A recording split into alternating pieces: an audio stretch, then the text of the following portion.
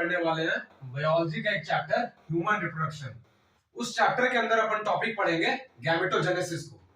Gametogenesis होता क्या है बेसिकली? गैमेटोजेनेसिस यानी कि गैमेट की फॉर्मेशन। गैमेट का फॉर्मेशन को प्रोसेस को क्या बोलते हैं अपन? गैमेटोजेनेसिस बोलते हैं।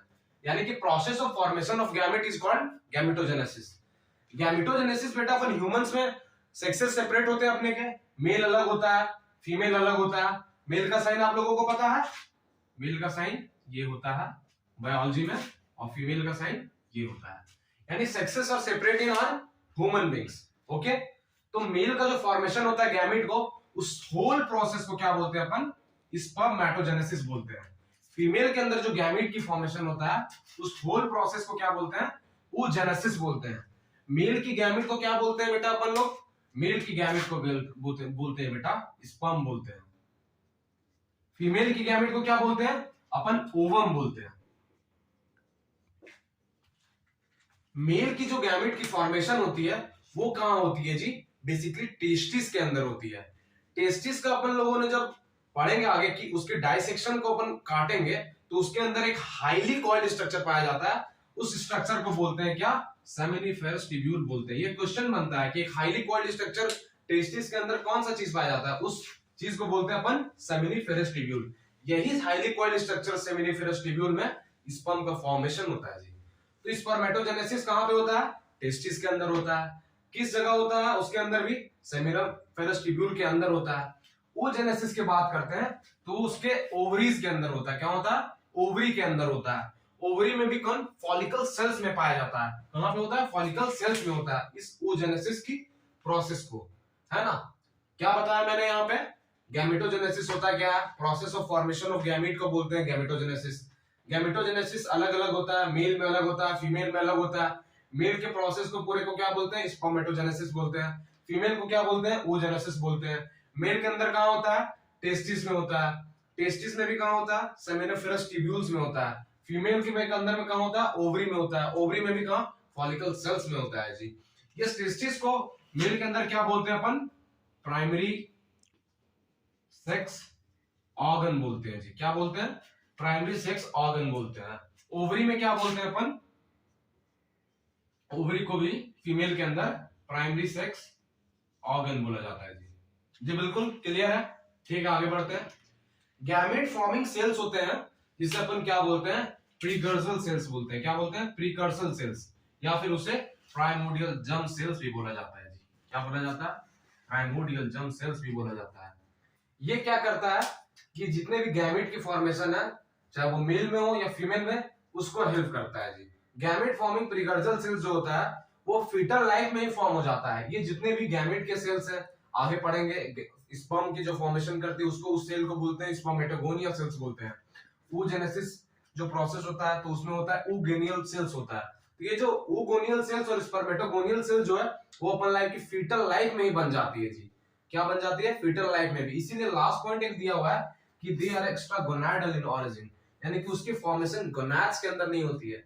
मेल में टेस्टिस के अंदर नहीं होती है, फीमेल में ओवरी के अंदर नहीं होती है। ये कहां होती है? कहीं और होती है जी। लेकिन प्यूबर्टी जब अपन लोग अटेंड कर जाते हैं, 14 के हो जाते हैं मेल में, फीमेल में जब 12 के हो जाते हैं, जब मेंसेस चलने लगते हैं फीमेल के अंदर, मेल में स्पर्म का फॉर्मेशन होने लगता है, तो यहाँ पे आके डिसेंड हो जाते हैं ये सेल्स और आगे प्रोसेस स्टार्ट हो जाता है बेटा क्या चीज का? स्पर्मेटोजेनेसिस का और oogenesis का। इस टॉपिक से अपन लोग बेसिकली 2-4 सवाल आते हैं। पहला तो अपन लोग को जो नीट पॉइंट ऑफ व्यू से इंपॉर्टेंट है, सबसे लास्ट वाला जो पॉइंट है कि एक्स्ट्रा गोनाडल ऑरिजिन की होती है, ये बहुत इंपॉर्टेंट पॉइंट है, ठीक है। और उसके बाद प्राइमरी सेक्स ऑर्गन कौन होता है? टेस्टिस होता है। Secondary primary sex organ female के अंदर कौन होता है? ओवरी होता है जी। कहां पे अगर होता है? एक हाईली कॉइल्ड स्ट्रक्चर टेस्टिस के अंदर। अब जब लोग डाइसेक्शन देखेंगे उसका तो सेमिनिफेरस ट्यूब्यूल के अंदर होता है। यहाँ पे कहां होता है? फॉलिकल सेल्स में होता है जी। ठीक है, समझ आ गया? ठीक है, चलिए आगे बढ़ते हैं। चलिए जी, अब अपन लोग पढ़ने वाले हैं कि जिस गैमेटोजेनेसिस की प्रोसेस है इसमें क्या चीज का रिक्वायरमेंट होता है जी। तो क्या चीज का रिक्वायरमेंट होता है सर? इसमें कुछ हार्मोन्स की रिक्वायरमेंट होती है। कौन कौन से हार्मोन्स की रिक्वायरमेंट होती है? जीएनआरएच। जीएनआरएच का फुल फॉर्म क्या होती है? Gonadotropin releasing hormone. क्या है? गोनाडोट्रोपिन रिलीजिंग हार्मोन जी। ओके, और एक और हार्मोन की रेस्पॉन्सिबिलिटी होती है यहाँ पे एफएसएच। एफएसएच की फुल फॉर्म क्या होती है? Follicle stimulating hormone. ये ओवरीज के फॉलिकल सेल के पे जाके एक्ट करता है। और एक होती है लुटिनाइजिंग हार्मोन। आगे बताऊंगा कि एलएच हार्मोन जो होती है वो एलएच सर्ज के लिए रिस्पॉन्सिबल होती है, यानी कि ओवम को रिलीज कराने में हेल्प करती है। तो हार्मोन्स रिक्वायरमेंट होती है गैमेटोजेनेसिस प्रोसेस के लिए। कौन कौन से? जीएनआरएच, एफएसएच और एलएच। और ये सारे हार्मोन्स को मिला के अपन क्या बोलते हैं? गोनाडोट्रोपिन्स जी, गोनाडोट्रोपिन्स। ओके बच्चों, आगे बढ़ते हैं। और क्या क्या रिक्वायरमेंट होती है? कुछ वाइटल विटामिन की रिक्वायरमेंट होती है, जैसे कि विटामिन ए की रिक्वायरमेंट होती है और विटामिन ई की रिक्वायरमेंट होती है। विटामिन ए की रिक्वायरमेंट क्या होती है? वो हेल्दी गैमेट्स के फॉर्मेशन में हेल्प करता है। क्या चीज के? हेल्दी गैमेट्स के फॉर्मेशन में। गैमेट भी जो बन रहे हैं वो प्रॉपर हेल्दी होने चाहिए, तभी फर्टिलाइजेशन का चांस बढ़ता है। इस वजह से वो विटामिन ए रिक्वायरमेंट होती है हेल्दी गैमेट के फॉर्मेशन में जी। विटामिन ई जो होती है उसे अपन एंटी स्टेबिलिटी विटामिन भी बोलते हैं, यानी कि अगर किसी पर्सन में विटामिन ई की डेफिशिएंसी हो जाए तो स्टेराइल हो जाता है जी, यानी कि he is not able to produce the babies और he is not able to pass complete his generation over generation, right. तो विटामिन ई की डेफिशिएंसी से स्टेरिलिटी कॉज हो जाता है जी। तो कुछ कुछ विटामिन की भी रिक्वायरमेंट होती है जी, विटामिन ए की और विटामिन ई की। इस गैमेटोजेनेसिस को अपन लोग 3 पार्ट में बांटे हुए हैं। This has been divided into 3 parts, basically multiplication phase, growth phase and maturation phase. अगर तीनों पार्ट की बात करें तो एक मल्टीप्लिकेशन फेज होता है। इसमें क्या होता है जी? सेल्स का मल्टीप्लिकेशन होता है। Number of cells increases. Okay, number of cells किसमें इंक्रीज होता है? मल्टीप्लिकेशन फेज में जो होता है। ठीक है सर, समझ आ गया। ग्रोथ फेज में क्या होता है जी? अब ये जो सेल्स की नंबर बढ़ गए, अब इसका साइज भी तो बढ़ेगा। साइज यानी कि यहाँ पे साइटोप्लाज्म में बढ़ता है सेल का जी। क्या बढ़ता है? Cytoplasm of cells increases. Most important phase इसमें होती है मैचुरेशन फेज, जो अपना लास्ट फेज है। ये क्या होता है? लॉन्गेस्ट फेज ऑफ गैमेटोजेनेसिस है। क्या है? लॉन्गेस्ट फेज ऑफ गैमेटोजेनेसिस है। ये मैचुरेशन फेज रिस्पांसिबल होती है हैप्लॉइड स्टेज के लिए। स्पर्म या ओवम कैसा होता है? हैप्लॉइड होता है। आगे पढ़ाऊंगा हैप्लॉइड और डिप्लॉइड, यानी एन और 2n कंडीशन। डिप्लॉइड किसको बोलते हैं अपन? 2n कंडीशन को बोलते हैं, है ना जी। क्यों होता है ये हैप्लॉइड डिप्लॉइड? क्योंकि इसमें 2 तरह की डिवीजन होती है, बस इस प्रोसेस में एक ही तरह की डिवीजन होती है, जिस प्रोसेस को बोलते हैं मेयोसिस जी। और ये मेयोसिस कैसा होता है? रिडक्शनल डिवीजन होता है जी। आगे बताया जाएगा आप सबको। रिडक्शनल डिवीजन होता है जी, यानी कोई भी ऑर्गेनिज्म अगर उसके सेल्स 2n है, और ये कहां होता है? जनरली जर्म सेल्स में होता है जी। मेयोसिस डिवीजन की वजह से ये क्या हो जाता है? हैप्लॉइड स्टेज हो जाता है जी। तो अपन लोग को क्या क्या क्वेश्चन बन सकते हैं इस चीज में कि कौन कौन सा हार्मोन की रिक्वायरमेंट होती है नीड पॉइंट ऑफ व्यू से? जीएनआरएच, एफएसएच और एलएच की रिक्वायरमेंट होती है जी। कौन कौन से विटामिन की रिक्वायरमेंट होती है जी इस गैमेटोजेनेसिस के अंदर? विटामिन ए और विटामिन ई की रिक्वायरमेंट होती थी। गैमेटोजेनेसिस के अंदर सबसे लॉन्गेस्ट फेज कौन सा है? मैचुरेशन फेज होता है जी। और मैचुरेशन फेज किस चीज के लिए रिस्पांसिबल है? हैप्लॉइड स्टेज के लिए जी। इस सारे question need point of view से बन सकते हैं। ग्रोथ फेज में किस चीज का इंक्रीमेंट होता है? साइटोप्लाज्म का होता है जी। मल्टीप्लिकेशन फेज में तो आप सभी को समझ में आ रहा होगा कि सेल्स की इंक्रीमेंट होगा, है ना जी। समझ आ गया? अब आगे बढ़ते हैं नेक्स्ट टॉपिक पे।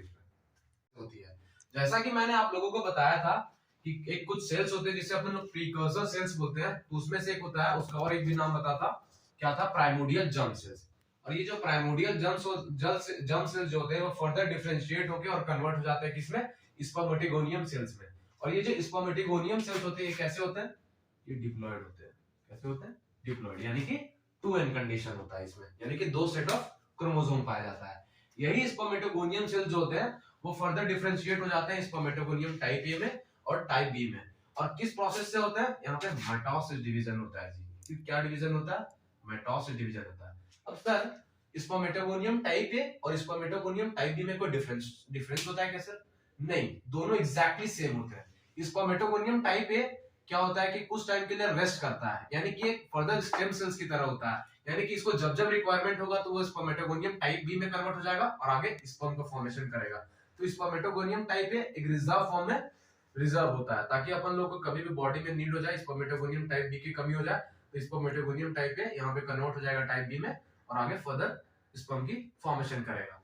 और जी अपन लोग को कुछ सवाल आते हैं कि ये जो स्टेज है जितने भी स्पर्मेटोजेनेसिस के होते हैं मेल में, ये प्यूबर्टी में क्यों होते हैं जी? प्यूबर्टी में इसलिए होते हैं क्योंकि अपने हाइपोथैलेमस का एक पार्ट है एंटीरियर पिट्यूटरी ग्लैंड, उस एंटीरियर पिट्यूटरी ग्लैंड से क्या होता है जी, एंटीरियर क्या नाम बोला मैंने, anterior pituitary gland,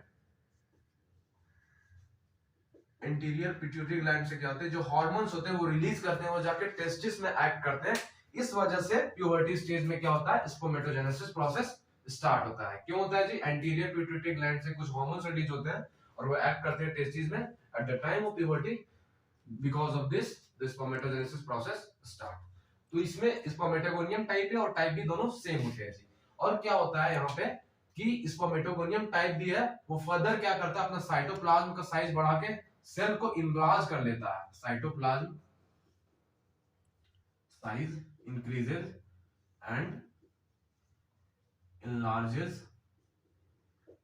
it's cell, वो बड़ा हो जाता है सेल उसका साइटोप्लाज्म बढ़ने की वजह से और कन्वर्ट हो जाता है किसमें जी, प्राइमरी स्पर्मेटोसाइट में। और ये प्राइमरी स्पर्मेटोसाइट कैसा होता है, ये भी डिप्लॉयड होता है बेटा। कैसा होता है?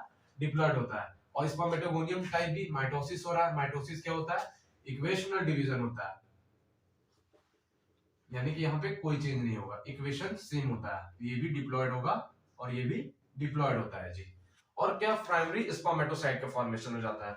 ये जो स्पर्मेटोगोनियम से कन्वर्ट होना प्राइमरी स्पर्मेटोसाइट का, यही आपका क्या, मल्टीप्लिकेशन फेज। यहाँ पे अपन लोग को साफ नजर आ रहा है कि यहाँ पे सेल्स की नंबर बढ़ रही है। और मैंने आपको पिछले टाइम बताया था कि मल्टीप्लिकेशन फेज में only number of cells increase होता है। ये प्राइमरी स्पर्मेटोसाइट्स में फर्दर क्या होता है जी, मियोसिस फर्स्ट होता है। मियोसिस फर्स्ट यानी कि मियोसिस प्रोसेस होता है। मियोसिस में भी दो तरह का प्रोसेस होता है, एक मियोसिस फर्स्ट और एक मियोसिस सेकेंड। तो ये मियोसिस फर्स्ट जो होता है वो रिडक्शनल डिवीजन होता है जी। कैसा होता है?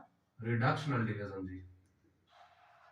ये 2n को कन्वर्ट कर देता है सिंगल सेट में, n में इधर भी क्या आ जाएगा, n आ जाएगा। यानी कि प्राइमरी स्पर्मेटोसाइट से क्या बनेगा आगे जाके फर्दर, सेकेंडरी स्पर्मेटोसाइट। एक प्राइमरी स्पर्मेटोसाइट से एक सेकेंडरी स्पर्मेटोसाइट, एक से दो प्राइमरी, एक प्राइमरी स्पर्मेटोसाइट से दो सेकेंडरी स्पर्मेटोसाइट बनेगा। कौन कौन? और उसका नेचर कैसा होगा, वो हैप्लॉइड होगा और अगला भी हैप्लॉइड होगा। यही सेकेंडरी स्पर्मेटोसाइट से क्या होता है, फर्दर स्पर्मेटिड का फॉर्मेशन होता है with the help of meiosis division जी, मियोसिस सेकंड डिवीजन जी। और मियोसिस सेकंड कैसा होता है, इक्वेशनल। याद रखिएगा, मियोसिस फर्स्ट होता है रिडक्शनल और मियोसिस सेकंड कैसा होता है, इक्वेशनल होता है। बाकी माइटोसिस भी कैसा होता है, इक्वेशनल डिवीजन जी।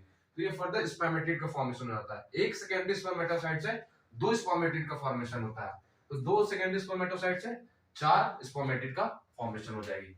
और इसका नेचर क्या होगा, ये भी हैप्लॉइड होगा, ये भी हैप्लॉइड होगा अपना, ये भी हैप्लॉइड होगा और ये भी हैप्लॉइड होगा जी।